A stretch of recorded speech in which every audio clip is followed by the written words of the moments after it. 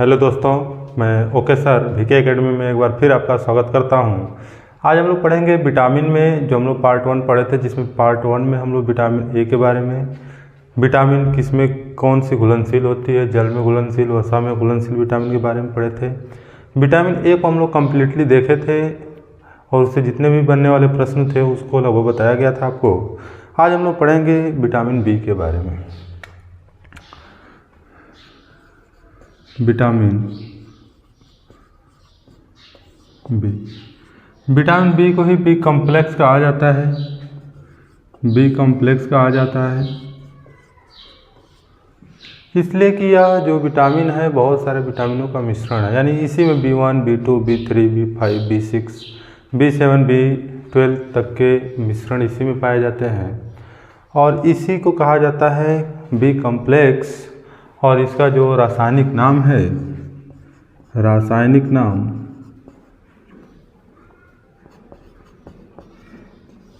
नाम है thymine. Thymine. और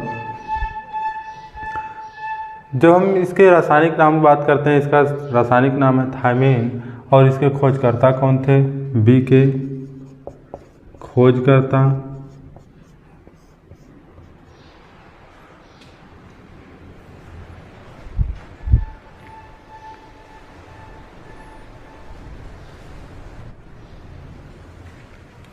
तो कौन थे? मैकुलन थे।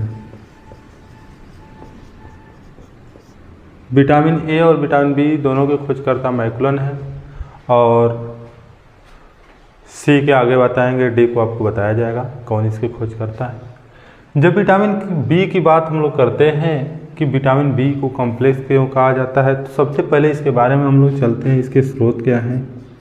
स्रोत देखते हैं।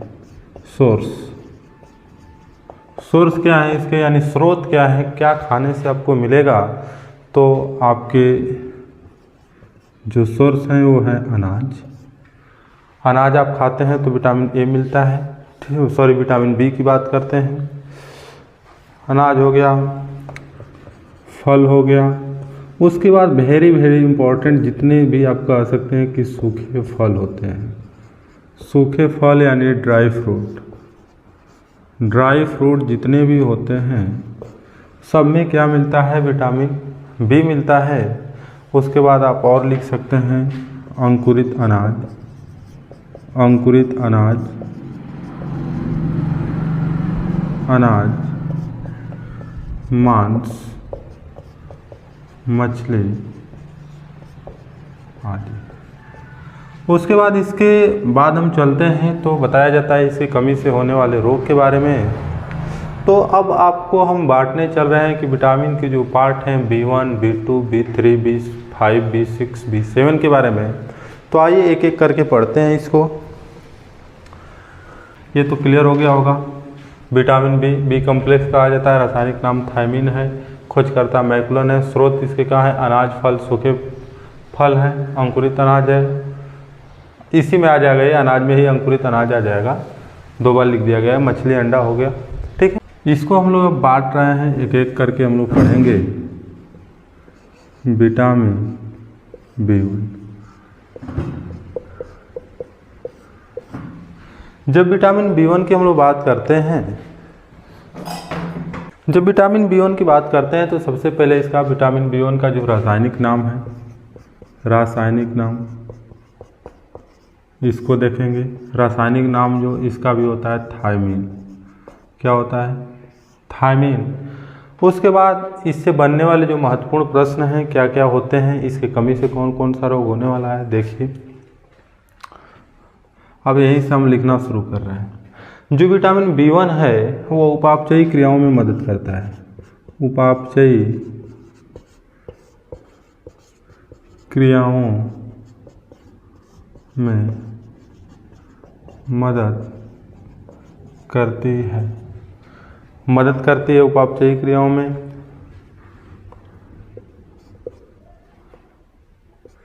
मांसपेशियों के लिए महत्वपूर्ण है। मांसपेशियों में मदद करती है B1। उसके बाद एक प्रश्न बनता है कि चावल के धोने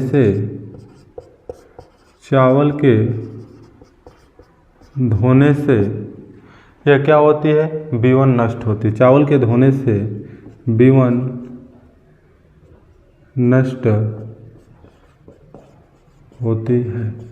यानी कहने का मतलब क्या है, आपसे पूछते कि कौन सी विटामिन जो है कि चावल के धोने से नष्ट होती है, B1, B2, B3 या A, B, C, D कर दे, तो आपको उसके हिसाब से आंसर आपको लगाना होगा।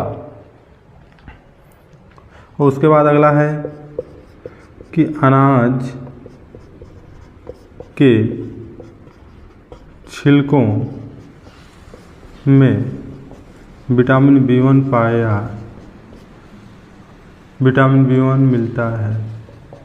मिलता है। यानी कहने का मतलब क्या है, आपसे प्रश्न पूछ दे कि अगर जो है कि अनाज होते हैं, अनाज के जितने भी छिलके होते हैं उसमें कौन सी विटामिन मिलती है, तो B1। अगर चावल को धो देते हैं तो कौन सी विटामिन नष्ट होती है, B1। यह किस में मदद करती है, उपापचयी क्रियाओं में मदद करती है। उसके बाद इसकी कमी से जब हम लोग बात करते हैं कि कमी से कौन सा रोग हो सकता है, तो कमी से जो रोग होता है जिसे हम लोग कहते हैं बेरी। अब तक आप लोग ने पढ़ा होगा कि बेरी रोग होता है, लेकिन ये रोग कौन सा होता है, कैसा रोग होता है बेरी, इसके बारे में आप नहीं देखे होंगे। तो आइए इस बार हम लोग समझते हैं बेरी होता क्या है। तो बेरी रोग जो होता है इसमें भूख का कम लगना। अगर आपका भूख कम लग रहा है तो आप समझिए कि हमारे में B1 की कमी हो रही है। तेजी से वजन घटना,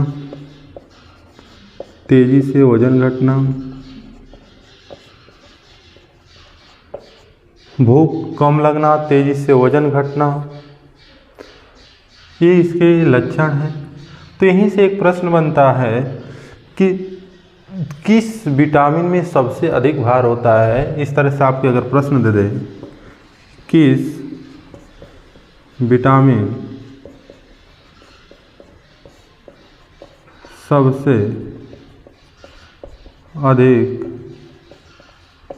भार होता है, आपके ऑप्शन हो A, B, C और D, ऑप्शन D। तो इसका जो राइट आंसर होगा B, क्योंकि अगर इसकी कमी होती है तो भार लगातार तेजी से घटने लगता है, जिसके कारण इसे भार वाली विटामिन कहा जाता है। अब हम लोग पढ़ेंगे सेकंड नंबर की विटामिन। अब इसके बाद हम लोग जब इसको देख लेते हैं तो आगे के प्रोसेस को बढ़ते हैं। इसको मैं मिटा दे रहा हूँ। विटामिन B2 के पास, विटामिन B2 का जो रासायनिक नाम है वो है राइबोफ्लेविन। रासायनिक जो नाम है राइबोफ्लेविन।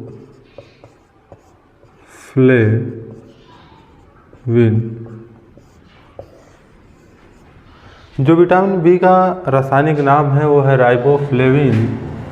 अब इसके बारे में हम लोग पढ़ते हैं कि इसका कार्य क्या होता है।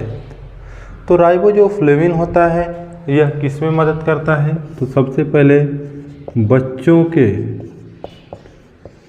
विकास में मदद करता है। ये बच्चों के विकास में जो है विटामिन मदद करता है। और कहा जाए कि बच्चों के विकास के लिए कौन सी विटामिन महत्वपूर्ण है, तो आपको बताना होगा कौन, B2। इस विटामिन को G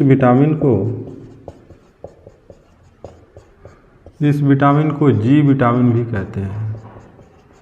G विटामिन भी कहते हैं, यानी जो B2 है उसी को G भी कह सकते हैं। जब इसकी कमी होती है, इससे ज़्यादा नहीं प्रश्न बनते हैं, जब इसकी कमी होती है तो किलोसिस नाम का एक रोग होता है जो कि त्वचा पर पिंपल्स उत्पन्न करता है, यानी त्वचा पर फुंसियाँ उत्पन्न होने लगती हैं। त्वचा पर फुंसी होने लगता है।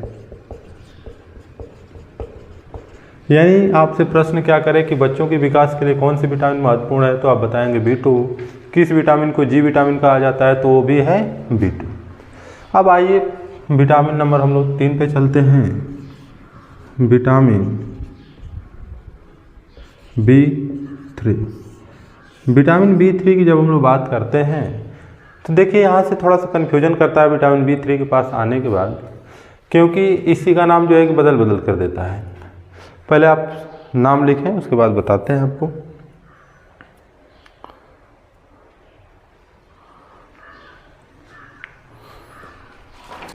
इसका जो रासायनिक नाम होता है वो है नियासिन।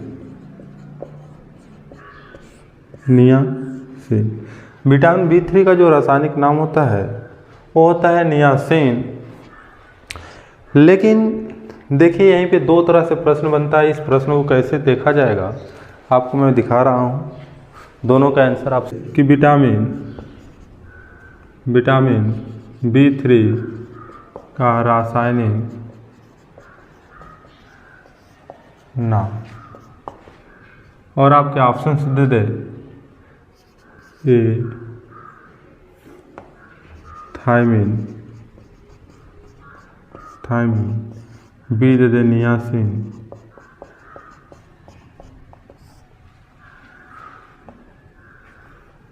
तीन दे दे थायमिन हो गया, नियासिन हो गया, और आपके दे दे बायोटिन, और डी नंबर आपको दे दे रेटिनॉल। फिर एक ऑप्शन बनाता है आपका अलग से, इसी क्वेश्चन यही है, इसका बस एक ऑप्शन मैं चेंज कर रहा हूँ। ये ऑप्शन है थायमिन, ये ऑप्शन है थायमिन। उसके बाद दे दे बी नंबर पेंटोनिक, सी दे दे बायोटिन, और डी दे दे रेटिनॉल। ये आपके देखिए प्रश्न एक ही है, लेकिन ऑप्शन दोनों में क्या हो गए हैं, बदल गए हैं। तो आपको जो इसका आंसर अभी आपने देखा कि इसका जो नाम होता है नियासिन है, लेकिन नीचे वाले ऑप्शन में तो नहीं मिल रहा है नियासिन का ही ना। तो आप उस स्थिति में आप किसको लगाएंगे, मान लीजिए पहले के अनुसार तो आपने देखा कि नियासिन सही है, कोई दिक्कत नहीं है, लेकिन जब इसमें देख रहे हैं कि नियासिन कहीं नहीं है, तो उस स्थिति में क्या आपको लगाना पड़ेगा, पेंटोनिक लगाना पड़ेगा। तो इस चीज़ को आपको समझना पड़ेगा कि ऑप्शन बाई ऑप्शन के थ्रू ये दो को यहाँ से प्रश्न बनते हैं। क्योंकि कभी आप पढ़े होंगे क्लास 10th में कि जो विटामिन B3 का जो रासायनिक नाम है वो क्या होता है, पेंटोनिक होता है, और आप पढ़ रहे हैं कि अब नियासिन है, तो भाई क्या मामला है, मामला क्या है, तो वही है। ऑप्शनली क्वेश्चन के हिसाब से इसका प्रश्न बदल देता है, तो इससे आपको घबराना नहीं है। विटामिन B3 जिसका नाम क्या था, नियासिन, इसका क्या कार्य है हमारे शरीर में, तो इसका जो महत्वपूर्ण कार्य है हमारे शरीर में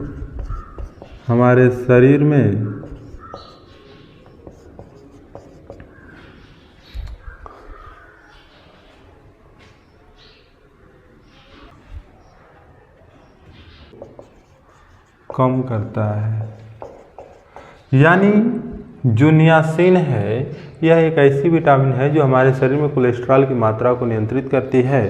तो पूछ देता है कि हमारे शरीर में कोलेस्ट्रॉल को कौन नियंत्रित करता है, तो वो कौन है, विटामिन B3। आइए इसका हमारे शरीर में कमी क्या होता है, विटामिन B5। जो विटामिन B5 है, जो इसका नाम है पेंटेथोनिक,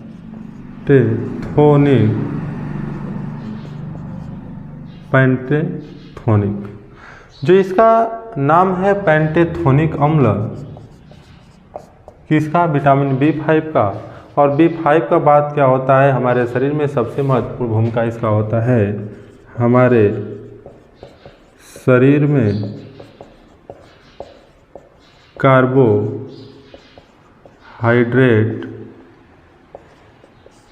हमारे शरीर में कार्बोहाइड्रेट के पाचन में मदद करता है। कार्बोहाइड्रेट के पाचन में मदद करता है। Very very important. यानी विटामिन बी का जो हमारे शरीर में काम है वो कार्बोहाइड्रेट जो हम लोग लेते हैं उसमें पचाने का ये मदद करता है। उसके बाद है विटामिन B6। विटामिन B6 जो है इसका जो रासायनिक नाम है इसका वो है पायरिडॉक्सिन।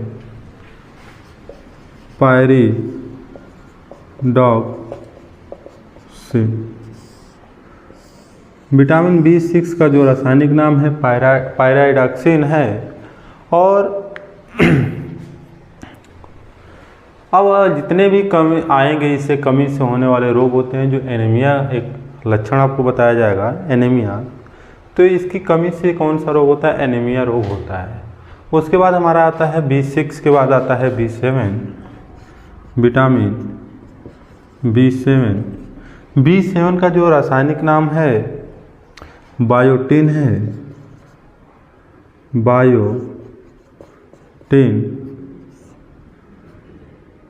इसी विटामिन को हम लोग H विटामिन कहते हैं। इसे H विटामिन भी कहते हैं।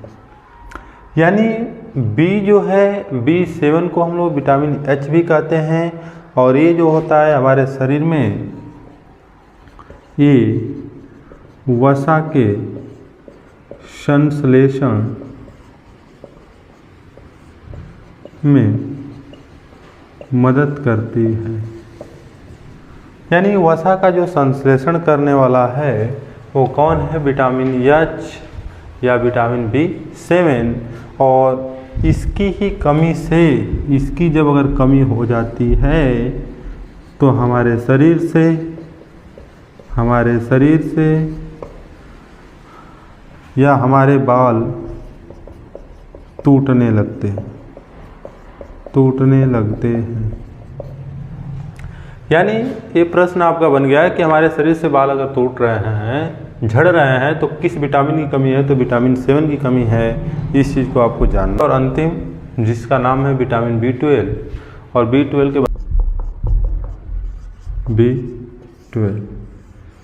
विटामिन B12 का जो रासायनिक नाम है आप सुने होंगे साइनोकोबालमिन।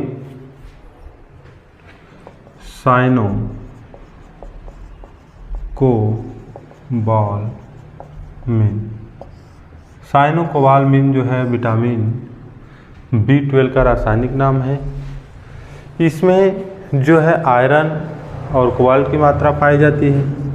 इसमें आयरन और कोबाल्ट की मात्रा पाई जाती है।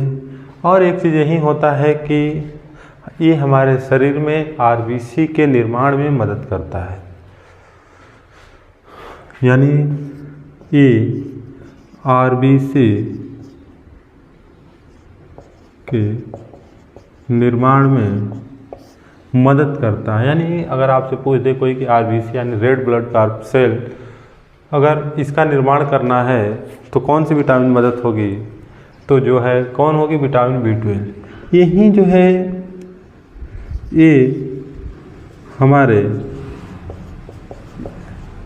ये हमारी स्मृति क्षमता को बढ़ाती है।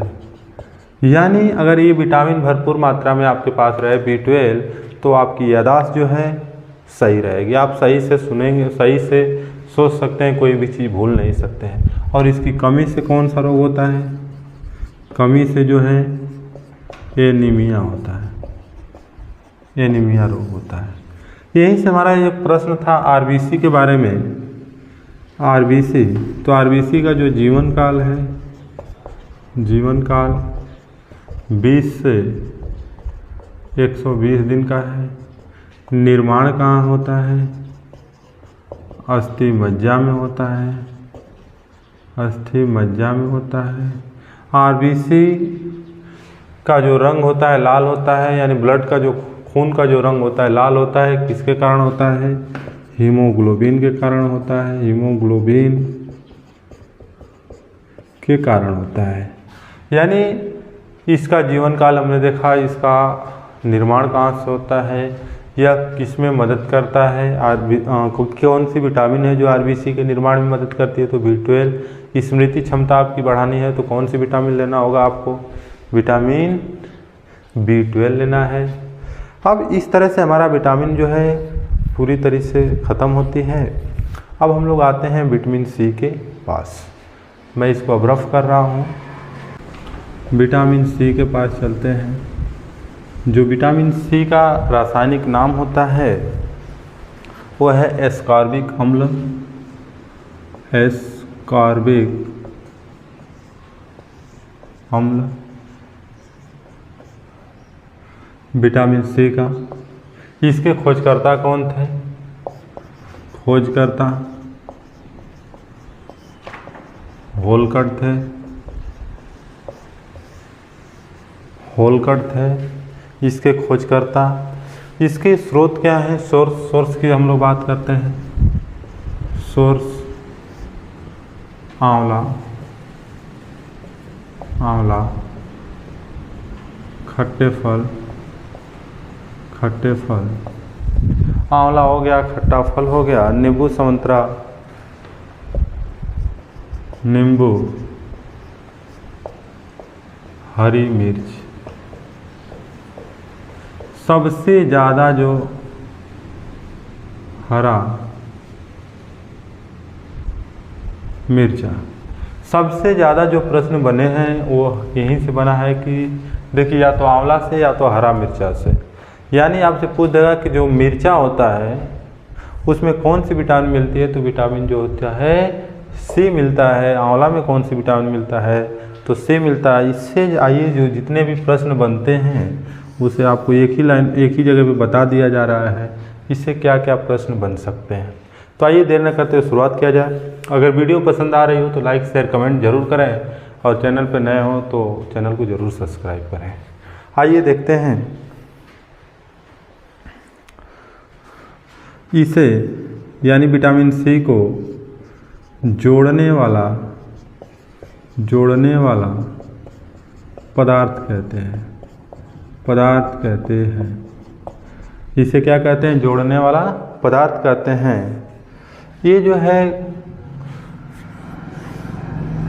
कोलेजन तथा इलास्टिन का निर्माण में मदद करता है। ये कोलेजन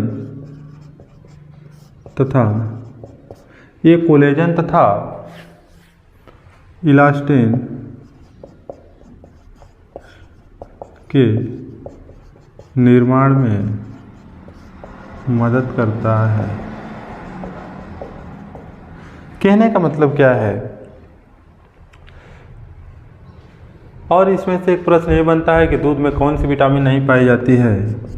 तो विटामिन सी ये दूध में नहीं पाई जाती है। जो विटामिन सी है ये दूध में नहीं पाई जाती है। यहीं से है कि घाव भरने में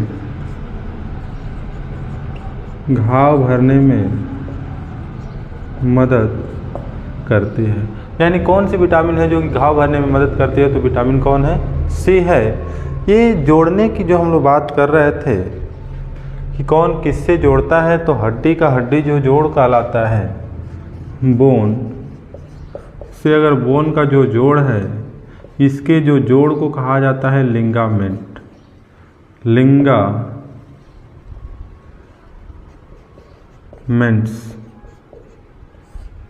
और हड्डी से जो मांसपेशी का जोड़ होता है उसे कहते हैं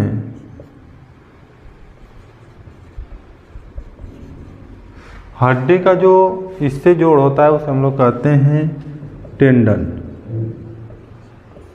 अब देखिए ये जो आप देखें कि कोलेजन और का निर्माण और इलास्टिन का जो निर्माण है, तो इसके जो जोड़ में मदद करता है वो होता है कोलेजन, और इसमें जो होता है इलास्टिन होता है।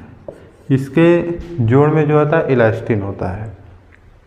यहीं से इसका निर्माण होता है, इलास्टिन और लिगामेंट्स का जो जोड़ पे होता है।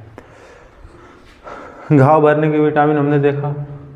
हमारे शरीर में ये विटामिन ऐसी हैं बी और सी जो कि दिन प्रतिदिन खाएंगे और दिन प्रतिदिन जो है कि निकल जाती है, इसका हमारे शरीर में भंडारण नहीं होता है। आइए आप चलते हैं डी के पास, विटामिन डी के पास।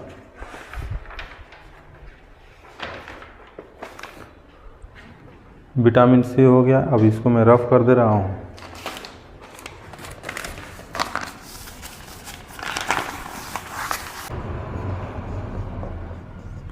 विटामिन डी, इसका जो रासायनिक नाम है विटामिन डी का,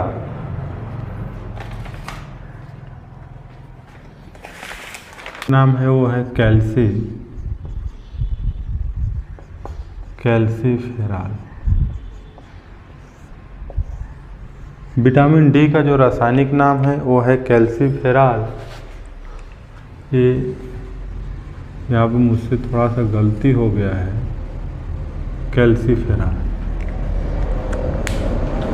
अब आइए कैल्सीफेरॉल के और विटामिन डी का जो स्रोत है वो है सनशाइन, यानी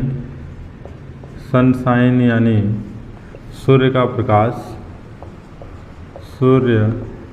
प्रकाश, कामा मिल्क यानी दूध, उसके बाद अंडा, मांस आदि। देखिए, जब विटामिन डी की हम लोग बात करते हैं तो विटामिन डी का जो रासायनिक नाम है कैल्सीफेरॉल, इसके खोजकर्ता था हॉपकिंस थे। खोजकर्ता की बात करते हैं तो इसके खोजकर्ता हॉपकिंस थे। सनशाइन, देखिए सूर्य से मिलने वाली विटामिन है, इसीलिए इसे सनशाइन विटामिन कहा जाता है। सनशाइन विटामिन कहा जाता है, विटामिन कहा जाता है। यानी सनशाइन विटामिन कौन है? डी है।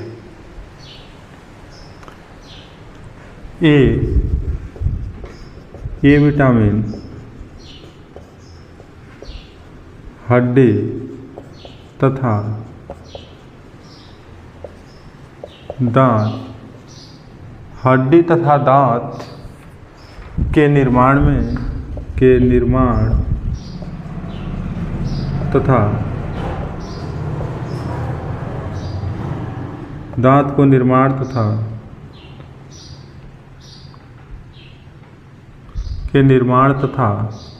मजबूत बनाते हैं, दांत को मजबूत बनाते हैं। ठीक है। उसके बाद इसका प्रयोग जो है कि हार्मोन्स के रूप में करते हैं। इसका प्रयोग हार्मोन्स के रूप में करते हैं। यानी आपसे प्रश्न जब पूछ देता है कि किस विटामिन का प्रयोग हम लोग हार्मोन्स के रूप में करते हैं, तो विटामिन कौन है? वो है विटामिन डी, जिसका हम लोग प्रयोग जो करते हैं हार्मोन्स के रूप में करते हैं। अब आता है कि विटामिन डी की कमी से होने वाले रोग। तो जो विटामिन डी की कमी से होने वाला रोग, तो ये दो प्रोसेस में बढ़ जाता है। लेक ऑफ विटामिन में ये होता है, एक होता है कमी से, मैं यहाँ बता दे रहा हूँ, एक होता है रिकेट्स। पहला हमारा हो गया कि रिकेट्स। एक होता है ऑस्टोमलेशिया।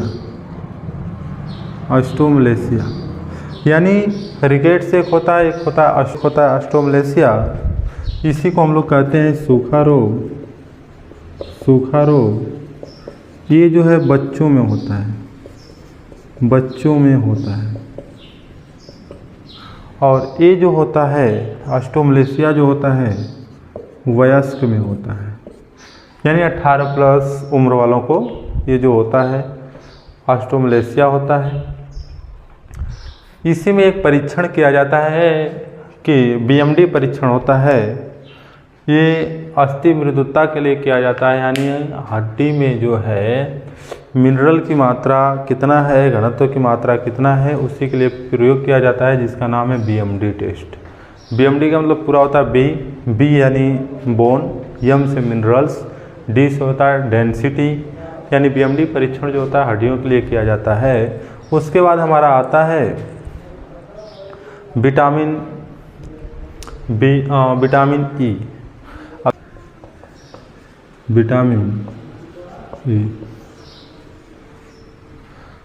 विटामिन ई का जो रासायनिक नाम होता है टोकोफेराल। टोकोफेराल इसका रासायनिक नाम होता है विटामिन ई का। इसके सोर्स क्या हैं? स्रोत, इसके जो स्रोत हैं वनस्पति तेल जिसे कहा जाता है वेजिटेबल आयल, गेहूँ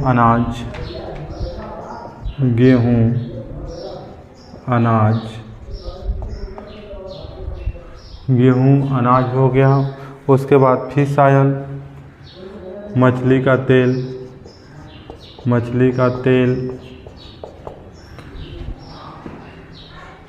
तेल हो गया, मूंगफली हो गया, बादाम हो गया, मूंगफली बादाम हो गया आदि। जो इसके स्रोत हैं वनस्पति तेल, गेहूँ, अनाज, मछली का तेल, मूंगफली, बादाम हो गया, ये इससे अब जो बनने वाले पॉइंट हैं ये वेरी वेरी इम्पोर्टेंट है। इसे ये त्वचा में चमक के लिए महत्वपूर्ण होती है। त्वचा में चमक के लिए महत्वपूर्ण होती है, इसीलिए इसे ब्यूटी विटामिन भी कहते हैं। यानी इसे ब्यूटी विटामिन भी कहते हैं। अगर इसकी कमी हो जाती है, ए विटामिन नपुंसकता को कम करती है। यानी ब्यूटी विटामिन कहते हैं अगर इसकी भरपूर मात्रा हो जाए तो नपुंसक कोई नहीं होगा, लेकिन इसकी कमी हो जाती है तो नपुंसकता हो जाता है। इसकी कमी क्या है? कमी से कौन रोग होते हैं? कमी से एक रोग होता है जिससे हम लोग कहते हैं नपुंसकता। कमी से होता है नपुंसकता, ये पुरुषों में होता है, और लेडीज़ों में इसी को कहा जाता है बाझ। ये दोनों में से किसी को हो सकता है, नपुंसकता या उसी को कह सकते हैं आप बाझपन। अब उसके बाद ए भी ख़त्म हो गया विटामिन ई। अब हमारे पास आता है विटामिन के। बस थोड़ा सा रह गया है, 2-4 मिनट और काम है, 2-4 मिनट, ज़्यादा नहीं लगेगा। इसका जो रासायनिक नाम होता है वो होता है नेप्थोक्विनोन। इसके सोर्स क्या हैं? स्रोत, इसके जो स्रोत हैं सबसे वेरी वेरी इम्पोर्टेंट जो होता है कैबेज यानी पत्ता गोभी, पात गोभी या पत्ता गोभी कह सकते हैं। इसमें जो है मैक्सिमम मात्रा में मिलता है, हमारे विटामिन के। उसके बाद होता है कॉफ़ी, मटन ले लीजिए, कॉफ़ी हो गया, मटन हो गया। उसके बाद तुलसी का पत्ता ले लीजिए आप, तुलसी लेस। इससे बहुत ज़्यादा प्रश्न नहीं बनता है, एक ही प्रश्न बनता है कि इसकी कमी से कौन सा रोग होता है, तो रक्ताल्पता होता है। रक्ताल्पता यानी खून का थक्का न बनना, खून का थक्का न बनना, खून का थक्का न बनना इसकी कमी से होता है। अगर जिस व्यक्ति में इसकी कमी हो जाती है तो खून का थक्का नहीं बनता है। एक हम लोग को पढ़ना है विटामिन पी, जो है कि आपको शुरू से ही बताया गया होगा। विटामिन पी, इसके बारे में आप देखिए, इसका जो रासायनिक नाम जो होता है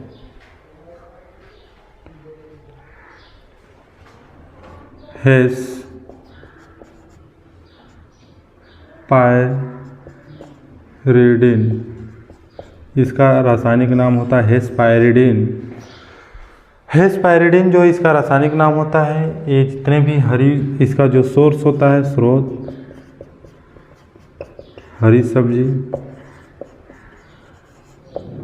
इसका जो स्रोत है हरी सब्जी हो गया, और उसके बाद खट्टे फल में भी मिलता है, खट्टे फल। लेकिन ये हमारे शरीर में मदद क्या करता है, ये हमारे शरीर में ब्लड को बहाने में मदद करता है। ये हमारे शरीर में ब्लड को बहाने का कार्य करता है, या ब्लड ये हमारे शरीर के